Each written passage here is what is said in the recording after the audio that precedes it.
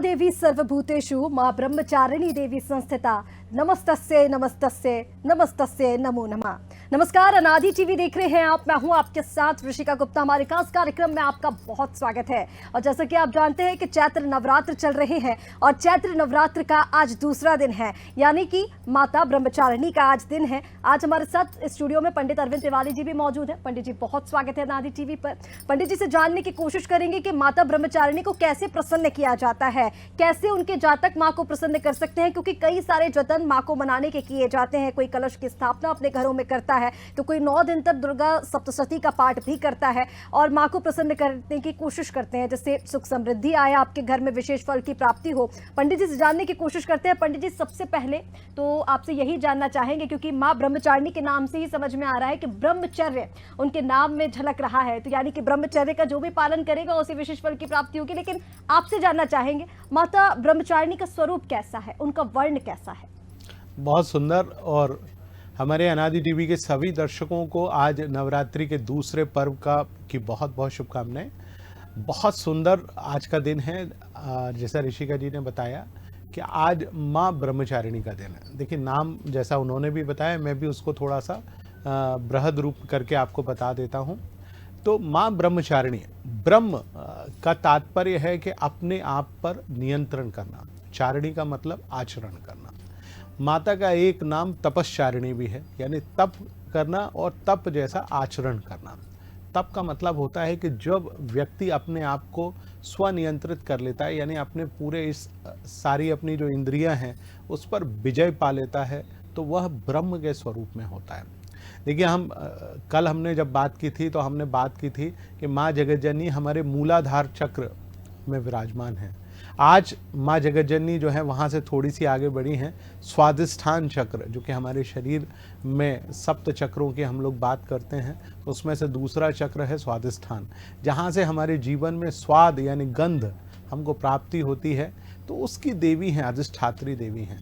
ब्रह्मचारिणी माँ का स्वरूप है। जैसा हमने पहले दिन बात की कि माँ सती ने किस प्रकार से दक्ष प्रजापति के हवन कुंड में अपने आप को भस्मीभूत किया और फिर वो भगवान हिमावन यानी हिमालय के यहाँ पार्वती यानी पर्वतराज हिमावन के यहाँ शैलपुत्री के रूप में प्रकट हुई।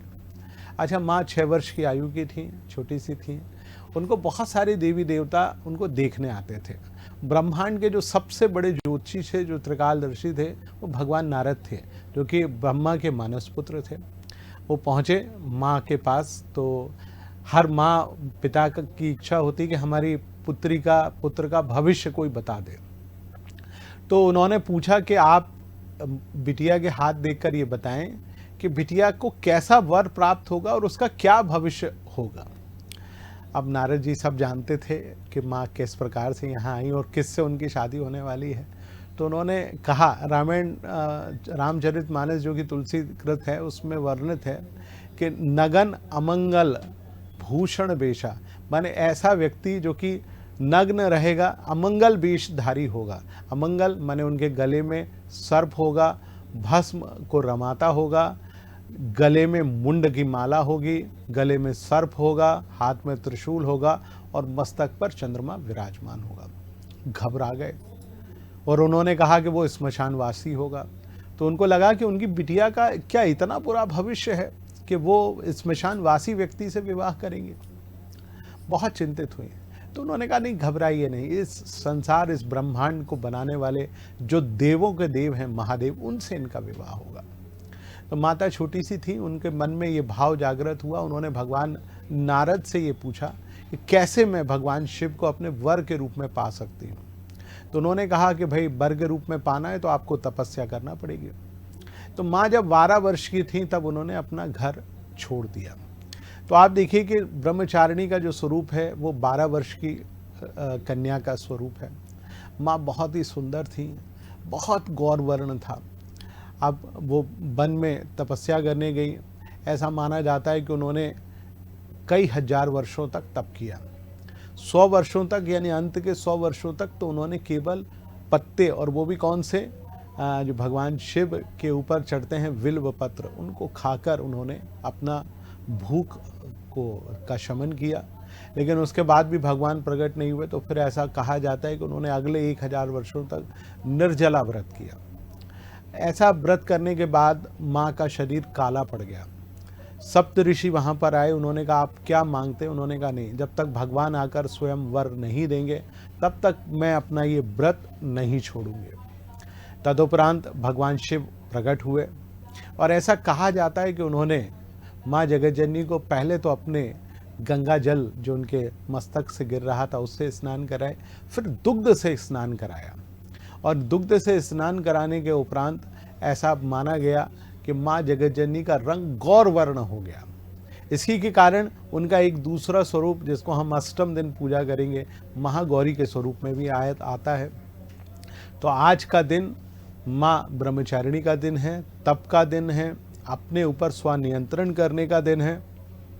माँ जगतजननी ये बताती हैं और ख़ास तौर से उन सभी को बताती हैं कि जीवन में आपका कोई भी लक्ष्य क्यों ना हो, यदि आप लक्ष्य को नियम अनुसार करके आप अपने लक्ष्य का भेदन करें तो स्वयं भगवान भी प्रकट होते हैं।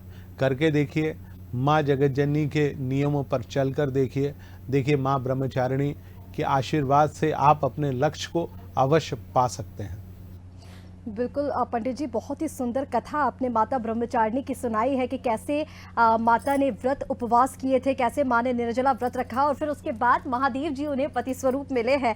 तो इसी तरह से जैसे कि हम चर्चा कर रहे हैं बार बार कि ब्रह्मचर्य तपस्या का जो फल है वो मिलता है और इसी प्रकार से फल मिलता है जैसे कि माता को मिला।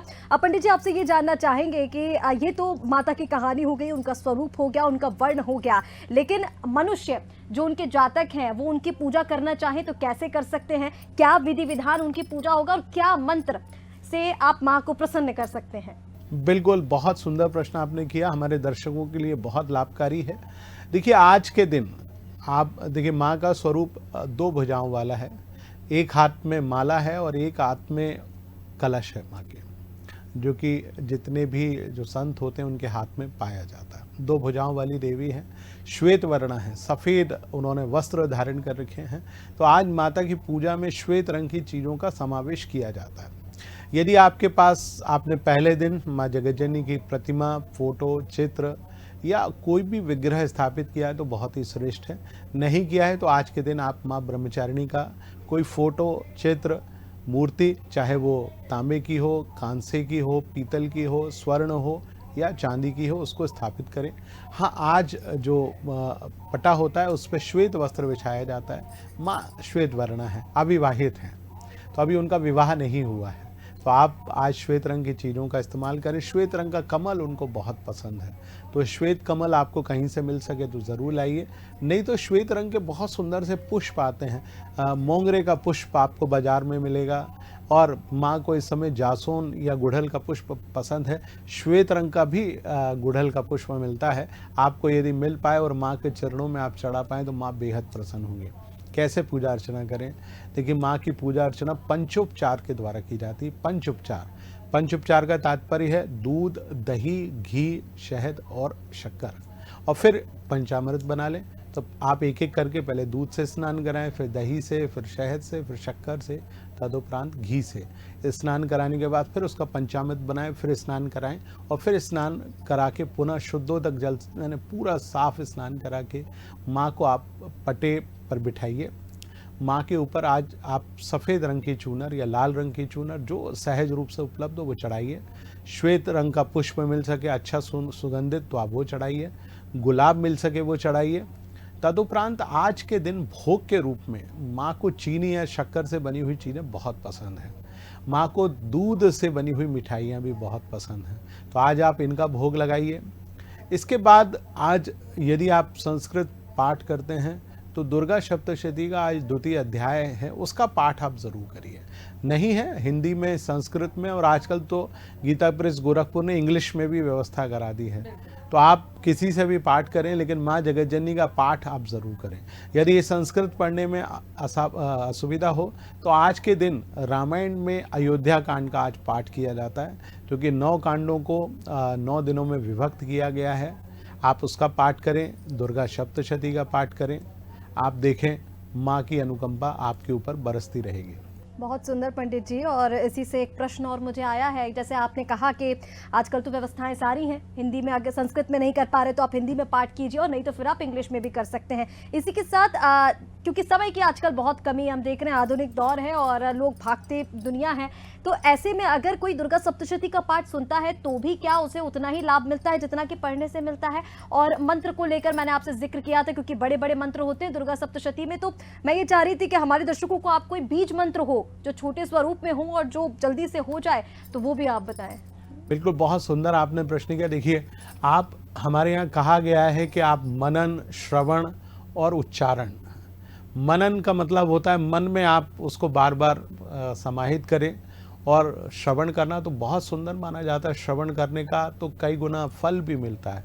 तो आप आज के दौर में यूट्यूब है, यूट्यूब पे आपको दुर्गा सप्तशती आपको उसमें बहुत शुद्ध उच्चारण के साथ मिलेंगी। तो आप रास्ते चलते कान में लगाकर आप सुनते हुए भी चले जाइए, उससे भी आपको लाभ होगा। और चूंकि नवरात्रि की जो पूजा अर्चना है वो केवल और केवल रात्रि काल में की जाती है, तो आप रात्रि काल में समय मिलने पर, जब आपको समय मिले, मध्य रात्रि में 8 बजे से प्रातः 4 बजे तक 1 घंटा आप माँ जगज्जनी का मैं आपको कुछ मंत्र बताए देता हूँ जो बहुत ही प्रभावी हैं। सबसे पहला मंत्र तो माँ ब्रह्मचारिणी का है, तो बहुत सुंदर सा मंत्र आपको बताता हूँ, दुर्गा सप्तशती का है।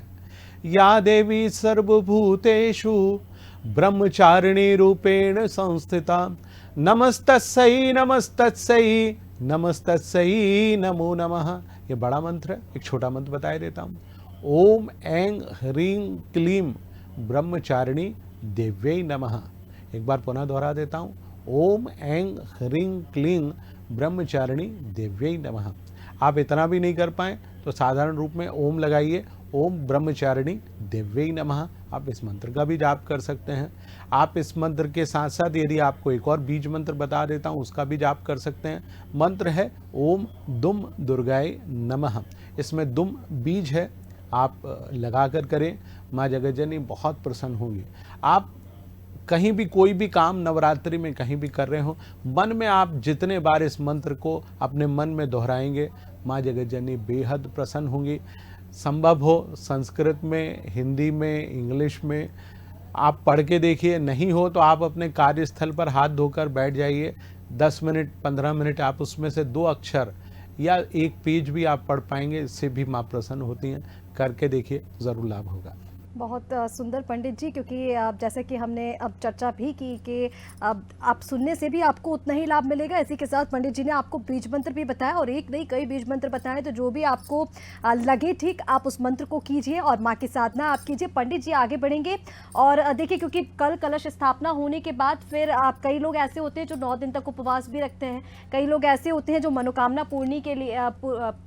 पूर्ण होने के लिए किसी एक दिन का उपवास भी रखते हैं। तो ऐसे में जैसे कि हम बात कर रहे हैं ब्रह्मचर्य, माता ब्रह्मचारिणी की अगर कोई पूजा कर रहा है, उस दिन अगर उपवास रख रहा है, तो किस तरह से उसे उपवास रखना चाहिए, किन चीजों का ध्यान में रखना चाहिए और क्या करना चाहिए, क्या नहीं करना चाहिए, वो भी बताइए। बहुत सुंदर प्रश्न है आपने, सभी उसमें माँ जगज्जनी से जुड़ा हुआ आपने सारी चीज़ें पूछने का प्रयास किया, मैं उत्तर देने का प्रयास करता हूँ। देखिए, आपको पहले दिन से ही नियमबद्ध होना पड़ेगा। आप पहले दिन नियमबद्ध नहीं हो पाए, कोई बात नहीं, आप आज के दिन नियमबद्ध हो जाइए। नियमबद्ध होने के लिए आपको क्या करना पड़ेगा, कुछ नियम का पालन करना पड़ेगा। सबसे पहला तो नवरात्रि के 9 दिन आपको असत्य भाषण से बचना पड़ेगा। असत्य का मतलब झूठ नहीं बोलना है। अच्छा, 9 दिन है, शक्ति की पूजा के दिन है, तो आपको शक्ति स्वरूपा जितनी भी हैं, अपनी पत्नी को छोड़कर जितनी भी माता बहनें आपको मिले, उनमें आप माँ के दर्शन करने का प्रयास करें। यदि आप माँ के स्वरूप का दर्शन करते हैं तो माँ आपसे बहुत प्रसन्न होंगी कि भाई देखिए, इसने तो आप सभी को माँ मान लिया है। हर चीज़ में, हर जगह माँ के दर्शन हो रहे हैं, इससे बड़ा कुछ नहीं है। तीसरा और सबसे महत्वपूर्ण चीज़, आपको कोशिश करना है कि सुबह प्रातःकाल होने से पूर्व आप स्नान ध्यान कर लें। तदुपरांत आप माँ जगज्जनी की पूजा अर्चना करें। पूजा अर्चना करने के बाद आपको अपने कार्यस्थल पर जाना हो, जो वहाँ जाएं। वहाँ से आने पर कोशिश करें 9 दिन प्याज, लहसुन, मांस, मदिरा जैसे तामसिक वृत्तियों का आप निषेध करें, बिल्कुल भी सेवन ना करें। 9 दिवस तक धरती पर विराजमान हो। धरती क्योंकि हमारी शक्ति स्वरूपा है, जब आप इसके जियो मैग्नेटिक फील्ड में आते हो, आप जो हमारे धरती की जो चुंबकीय शक्ति है, तो आपके शरीर में जो नकारात्मक ऊर्जा होती है वो सकारात्मकता की ओर अग्रसर होती है। इसलिए हर नवरात्रि में कहा जाता है कि आप धरती पर विश्राम करें ताकि आप धरती के संपर्क में आए। अब आप कहेंगे साहब मैं तो फ्लैट में रहता हूँ, मैं कैसे आऊँगा? तो फ्लैट में भी आप धरती पर माने ज़मीन यानी फर्श पर विराजमान हो, एक तकिया ले लें सर को विश्राम देने के लिए, बाकी आप चाहें तो एक चादर बिछा सकते हैं और उस पर आप विश्राम करेंगे तो ऐसा माना जाता है कि आप पृथ्वी के संपर्क में आ चुके हैं। उसके बाद आपको यदि आप व्रत कर रहे हैं तो एक ही समय एक ही चीज़ खानी है। बार बार बहुत सारे लोग क्या करते हैं, दिन में साबूदाना खाते हैं, गरिष्ठ चीज़ों का सेवन करते हैं, जिसके चलते नवरात्रि के बाद उनका सेहत खराब होती है। नवरात्रि इसलिए आती है कि आप अगले 4 महीने के लिए अपने शरीर को तैयार कर रहे होते हैं। तो गरिष्ठ पदार्थों का भोजन ना करें। यदि आप व्रत नहीं रख पाते हैं तो एक समय आप रोटी या सब्जी का भोग लगा सकते हैं, स्वयं भी पा सकते हैं। करके देखिए और कोशिश करिए ब्रह्मचर्य का पालन करें, क्योंकि आज ब्रह्मचारिणी का दिवस है। आप करेंगे तो निसंदेह लाभ होगा।